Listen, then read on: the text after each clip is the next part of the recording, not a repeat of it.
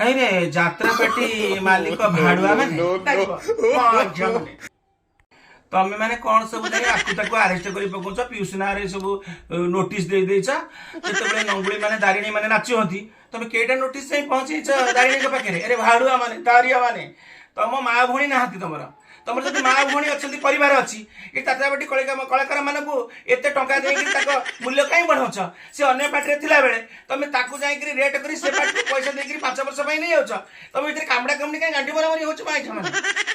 ତମର ଇଜ୍ଜତ ମହତ ନାହିଁ ତମର ଯଦି ଇଜ୍ଜତ ମହତ ନାହିଁ ଯାତ୍ରାପାର୍ଟି ବନ୍ଦ କରିଦିଅ ଯାଅ ଶାଢୀ ପିନ୍ଧି ଦେହ ବେପାର କରିବ ଆରେ ଭଡାକୁ ଲାଗିବ ମାନେ ତା କଥା ବୁଝିବ ବିଚାର କରିବ ଆଇନ ତା ବାଟରେ ଯିବ ମାଲିକ ସଂଘ ଆଜି ନିଷ୍ପତ୍ତି ନିଆ ହେଲା আরে যাত্রার মালিক মানে তোমার ছাতির তুমি হাত দেইকি কইল তুমি ঠিক অছ হ্যাঁ নাই না তুমি পুরা ঠিক থিব আরে আজ যদি কলাকার মানে যদি আজ লাঞ্চুয়া হইছন্তি তোমার কিছু মালিক মানক পাই জানি যদি সেটি 5 লক্ষ টাকা পাউছ গোটে হিরো হই তো 7 লক্ষ টাকা দেবি তু মো পার্টি কি পড়ে আসবি আজ যদি কলাকার যদি লাঞ্চুয়া হইছন্তি তোমারই মানক পাই আরে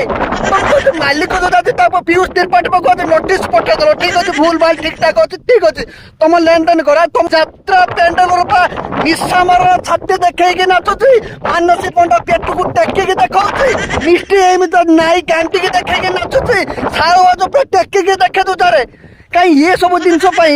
ତମେ କେତେ ଥର ଯାଇକି କୋର୍ଟରୁ ନୋଟିସ ପଠେଇଛ ସେମାନଙ୍କ ପାଖକୁ କହୁନ